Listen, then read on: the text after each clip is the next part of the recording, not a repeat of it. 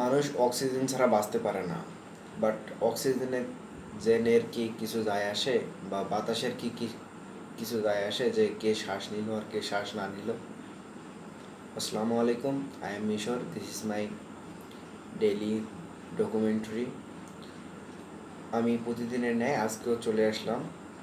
তো যে কথাটা আমি প্রথমেই বললাম, কেননা আজকে আমার মনটা একটু আনমনা বা বেশি ভালো লাগতেছে না। প্রতিদিনই তো আর আমাকে অ্যাক্টিভ বা লাগবে না, কেননা আমি তো মানুষ, নট এআই।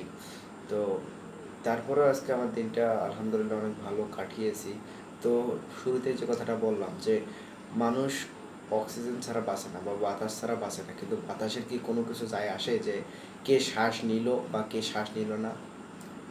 মাটি পানি ঠিক তেমনই, পানির পানির কি কোনো কিছু যায় আসে যে কে কোন প্রাণী থাকলো, কোন প্রাণী থাকলো না, মাছ থাকলো কি না, তার কোনো কিছুই যায় আসে না। তো ঠিক আমাদের লাইফেও অনেক বা আমার নিজের লাইফেও অনেক পার্সন ছিল, এখন অন্তত নাই, কারণ আমি তাদেরকে রিমুভ করে দিছি আমার নিজের জীবন থেকে। কেননা অনেক লোক বা অনেক মানুষ আমার ফায়দা উঠাইতেছিল বা তাদের লাইফে আমাকে মাত্র একটা অপশন হিসেবে রেখে দিয়েছিল। সেটা আপনি বা আমি যেটা যে কোনো সম্পর্কই হতে পারে, ফ্রেন্ডস, কোনো কাজিন বা হোয়াট এভার এলস রিলেশন। তো আমি নিজেকে রিয়ালাইজ করতে পারলাম যে দিন শেষে নিজেকে না গোছানো ছাড়া বা নিজেকে পরিপূর্ণরূপে অ্যাচিভ করা বা কোনো কিছু অ্যাচিভ করা বা পরিপূর্ণতা পাওয়ার জন্য নিজেকেই গড়াটা সব থেকে জরুরি। আমি এটা রিয়েলাইজ করলাম এই যতদূর আমার বয়স হয়েছে ততদূর আমি এতটুকুই বুঝেছি আমার রিয়েল লাইফ থেকে।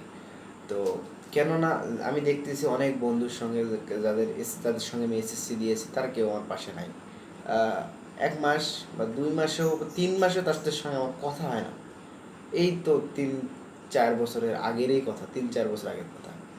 হ্যাঁ, তো আবার রানিং আমি যে ডিপার্টমেন্টে পড়তেছি, প্রয়োজন ছাড়া তাদের কারোর সঙ্গে কথা হয় না, বা ছোটোবেলায় তাদের সঙ্গে কথা বলছি, প্রয়োজন ছাড়া কারোর সঙ্গে কথা হয় না।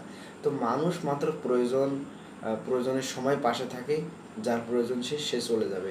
তো এটাই স্বাভাবিক এবং এটাই দুনিয়ার নিয়ম। এটা নেগেটিভ কোনো কিছু না, এটা আমি মনে করি পজিটিভ, যে আমার দরকার তো আমি তাকে